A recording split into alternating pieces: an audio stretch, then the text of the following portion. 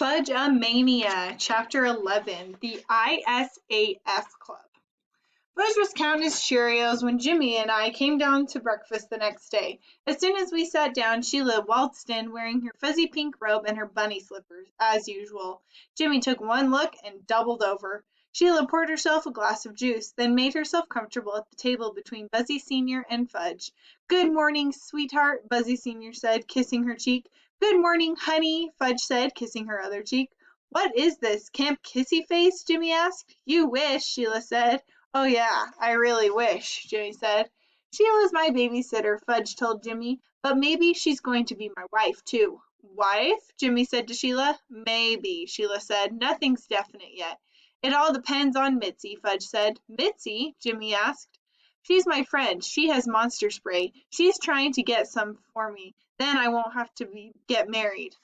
Jimmy gave me a look, then sliced a banana into his cornflakes. "Fuzzy Senior and Grandma are best friends," Fudge continued, "but they don't sleep in the same room." "Why don't you save the morning report till after breakfast?" I said. "I can't." He nibbled on his Cheerios, eating one little circle at a time. "I might forget." "Pass the milk, please," Jimmy said. Grandma passed it to him, and Jimmy poured some over his cereal. "Jake will roll over if you get her cheddar cheese," Fudge said, still going strong. "But if you give Tootsie cheese, she spits it out." "Okay," I said. "That's it. Jimmy doesn't want to hear any more. Jimmy wants to have his breakfast in peace." "Wait!" Fudge shouted. "I'm not finished." "Oh, yes, you are," I told him. But did he listen? Does he ever listen? "Libby works at Ickle's ice cream parlor," he blabbed. "She puts extra sprinkles on my cone. And," he stretched out the word, making sure he had everyone's attention, "Pete got dizzy from Izzy at the library." That did it. I reached across the table and grabbed him by his sweatshirt. "One more word and I'm going to let you have it." "Okay." He went back to counting his Cheerios. "What was that about Peter getting dizzy?" Sheila asked. "That was a joke," I told her. "He felt like he was floating," Fudge said. I shoved back my chair and raced around the table, ready to destroy him. "Grandma!" Fudge cried. "Help!" Grandma shouted. "Enough!" "Ee!" Tootsie shrieked. "Ee, ee, ee!" This time Grandma stood up and banged a wooden spoon against a pot. We all quieted down and ate our breakfast. Not that I was hungry anymore.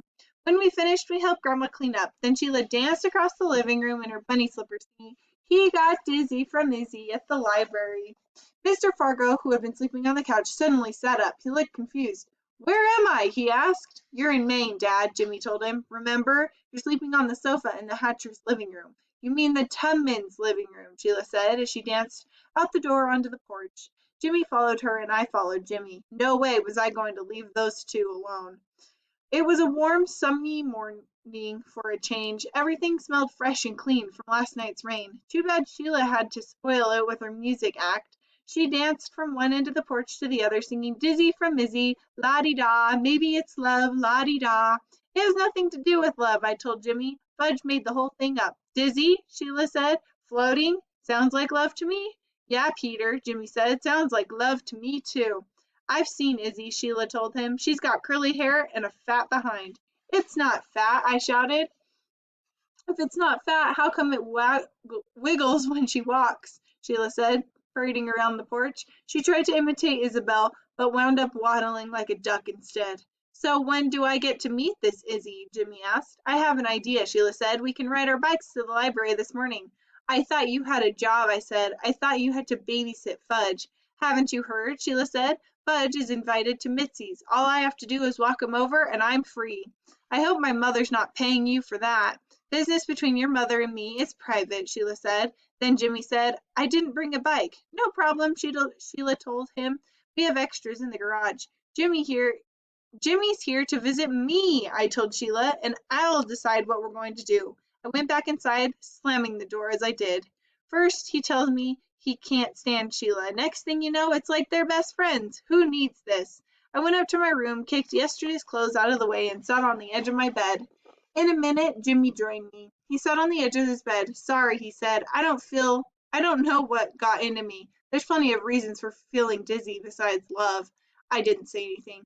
"You're not mad, are you?" Jimmy asked. "Why would I be mad?"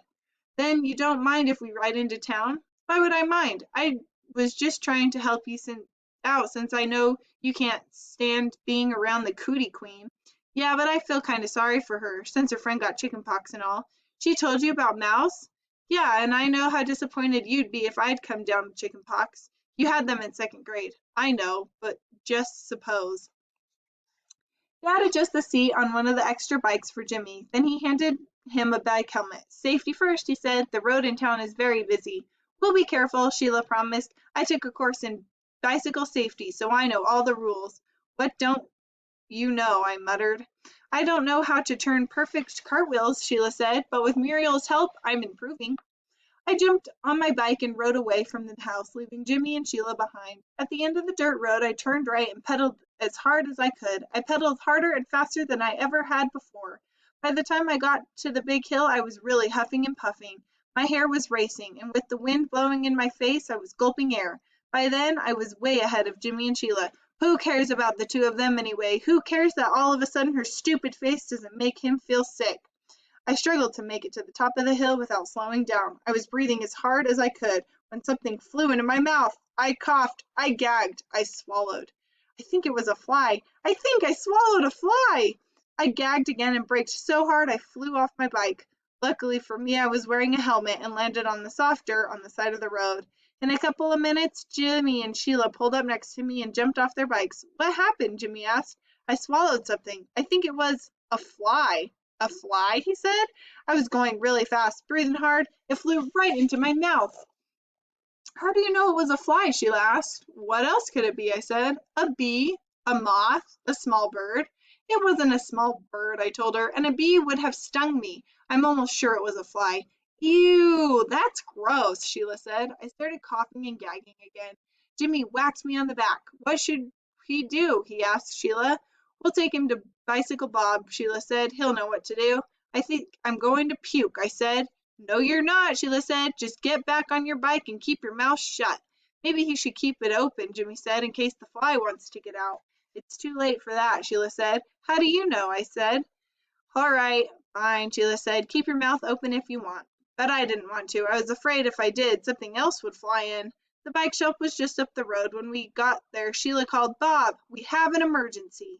Bicycle Bob came out of the shop carrying a wrench. Hey guys, he said, what's happening? I was riding my bike really fast, I told him. I was breathing really hard.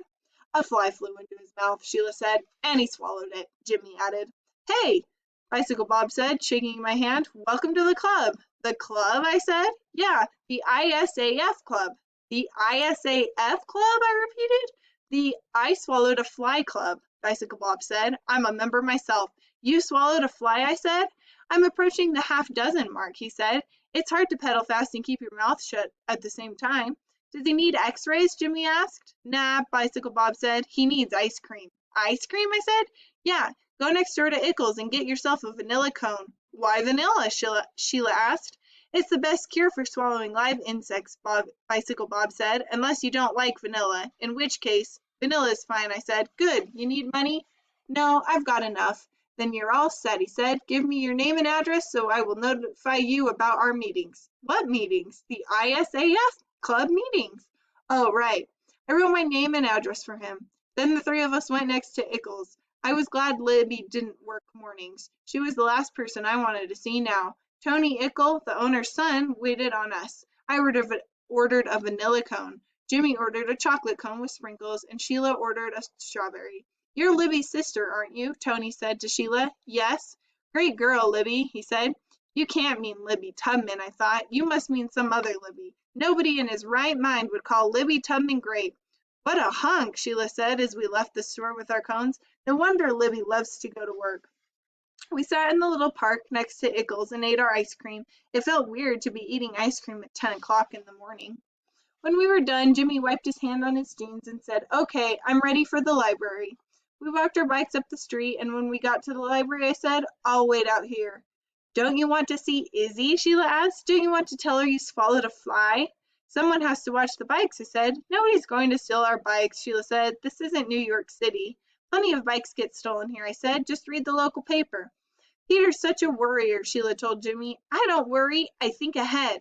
Too bad you don't think ahead before you swallow that fly, Sheila said. The two of them went inside. They're probably going to tell Isabel about the fly, I thought.